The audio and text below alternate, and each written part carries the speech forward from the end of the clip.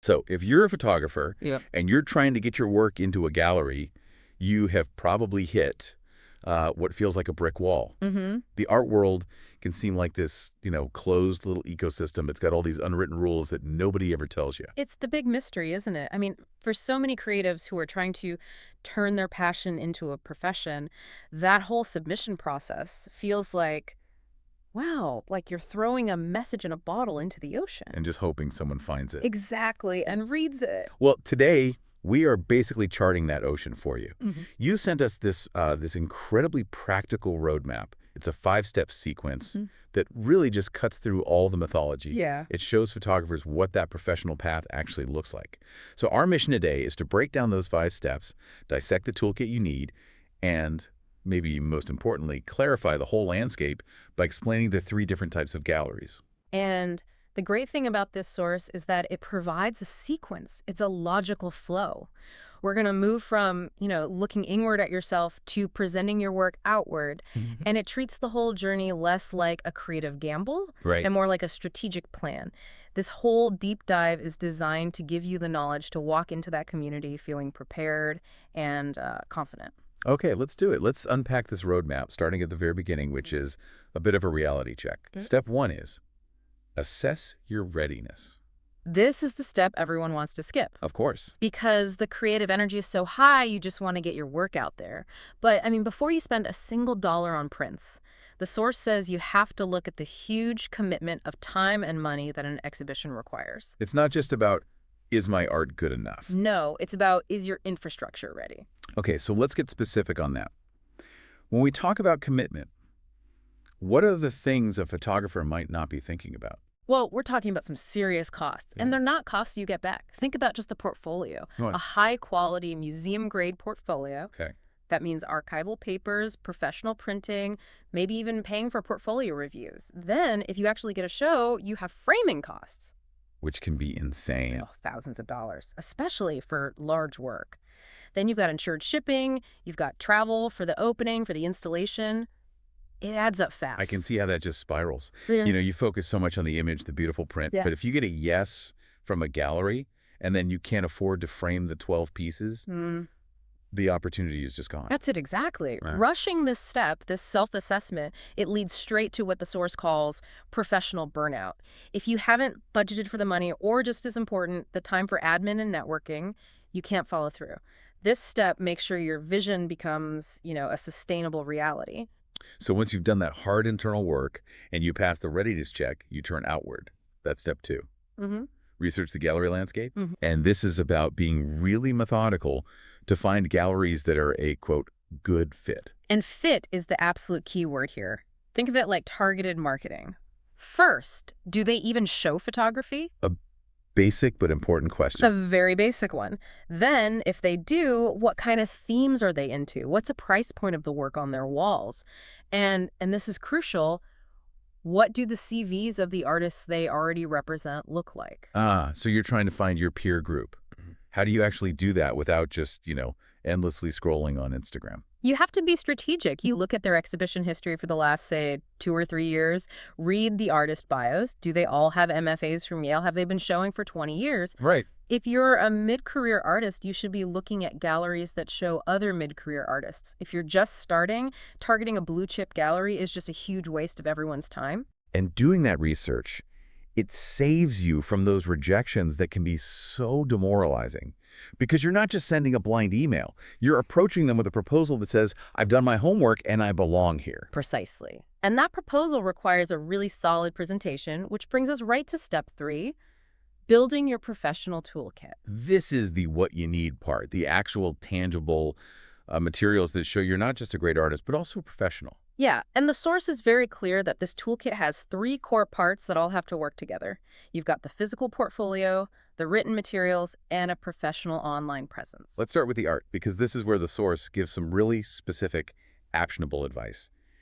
Gallerists want to see a coherent body of work.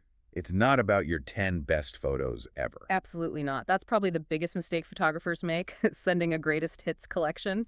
The gallerist needs to see that you have the rigor to explore a single idea over time. They're looking for a project. A story, exactly. Something they can install as a cohesive narrative on their walls. And here's where that specific detail comes in.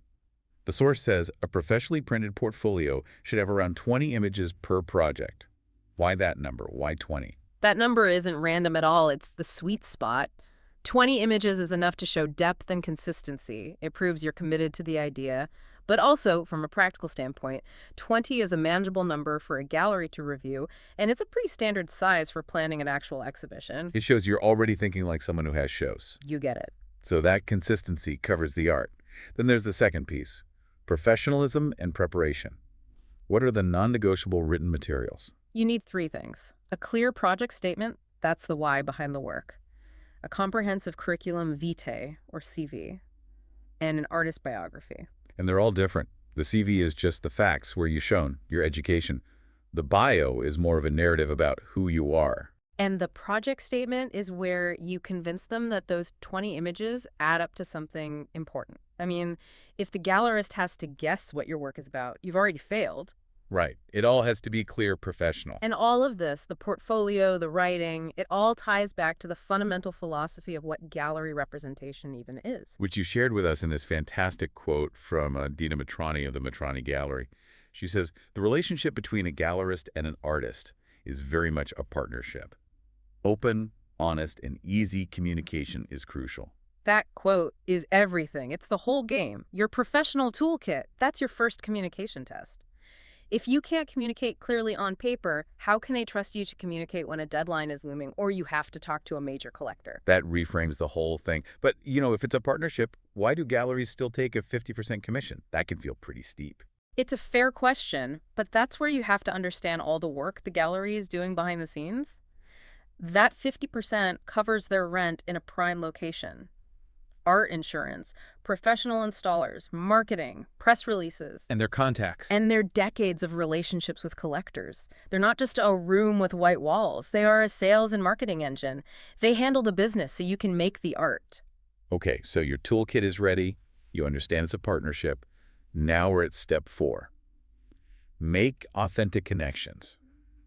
This is about more than just a perfect submission package. So much more. You can have the most incredible project in the world, but if nobody in the local art scene has ever heard of you, you're at a huge disadvantage. Galleries represent people they know and trust. But where do you find the time for all that networking? I mean, especially if you're working another job just to pay for the printing and framing we just talked about. You have to be targeted. It's not about going to every opening in town. It's about going to the openings at the galleries you researched in step 2. You go to talks by curators you admire. You're showing that you are invested in the whole ecosystem, not just in your own career. You're being a good community member first. And that proves you're reliable. You're serious. It builds that trust you need for a partnership.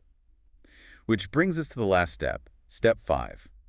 Understand the partnership. This is where you realize the work isn't over when you get the yes. Right. It's just beginning. It's just beginning. You need to be ready to provide files for the press, promote the show to your own network, be available for collector previews. It is a joint effort. But to pick the right partner, you have to know who you're dealing with. And this is where the source is so helpful, because it breaks down the 3 main types of galleries. And understanding this is the ultimate strategic move. It's absolutely critical. First, you've got your co-ops and artist-run spaces. Their main goal is to promote their members' work. And who are they best for? They're perfect for photographers who need to get exposure and build their exhibition history. But, and this is a big but, they require participation. You pay dues, and you're expected to work shifts gallery sitting. So the cost is your time and labor. A lot of time and labor, but it's a great way to get your foot in the door. Okay, so that's level 1. Then you have the most competitive arena, the commercial galleries. Yep. These are purely market-driven. Their job is to sell art and build an artist's career through sales. They are for established photographers who already have a proven market. So they're looking at your sales record. They're looking at the return on investment. If they give you a show, they need to know that work is going to sell to their collectors. It's high risk, high reward. Okay, and the final category is the nonprofit galleries. These operate completely differently. They are mission-driven. They're focused on education, community outreach, maybe social justice. They are best for photographers whose work aligns directly with that specific mission. Sales are not the primary goal. The cultural conversation is the goal. Exactly. So that's the big takeaway. The first question you should ask isn't, is my work good enough? It's, What is my goal? Is it experience? Go to a co-op? Is it sales? Aim for commercial when you're ready? Is it about your message? Find a nonprofit. You got it. It stops you from wasting your energy sending, challenging political work to a gallery that sells pretty landscapes. You've just misidentified your partner. Absolutely. Okay, so let's just quickly recap the big points from this roadmap for everyone Hmm. listening. It all starts with that tough internal assessment. Can you actually afford the time and money? Hmm. Then you do disciplined external research to find the right fit. You build your toolkit with that 20-image rule in mind. You network strategically to build trust. And finally, you match your personal career goals to the correct gallery type. The whole thing shifts your mindset from just, hopefully sending out an email to making a serious professional partnership pitch. You're treating your career as seriously as they're going to treat their investment in you. Which brings it all back to that Dina Mitrani quote that open, honest, and easy communication is crucial. So if we accept that, and we know that commercial and nonprofit galleries have totally different goals, Hmm. what specific communication style, or maybe what expectations, should you signal before you even send that first email? Yeah. Depending on whether you're targeting a commercial space versus a mission-driven nonprofit. That difference in your initial approach, that seems like the final strategic layer that really separates the pros from the amateurs. That's something for you to think about as you're polishing that project statement and deciding who your ideal partner really is. Thank you so much for sharing these sources with us. We hope this deep dive helps you map out your own path. Until next time, keep digging.